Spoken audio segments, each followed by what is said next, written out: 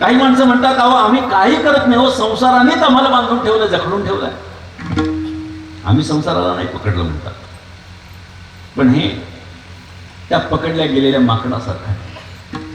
माकड पकडणारी जी मंडळी होती पूर्वी, मदारी वगैरे असायची आणि ती माकडांना पकडायची, त्यांना शिकवायची, त्यांना शिकवायची आणि त्याच्यावरती पैसा कमवायची.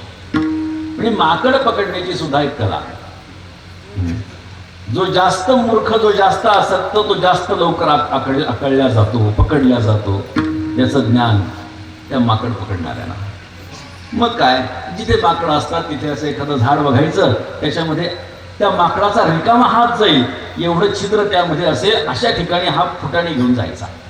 याने काय करावं, फुटाणे घ्यावेत, माकडांना दाखवत, माकडांचं लक्ष याच्या हातात फुटाणे, ते आपल्याला मिळाले पाहिजे. हा काय करायचा, त्या ढोलीमध्ये टाकायचा.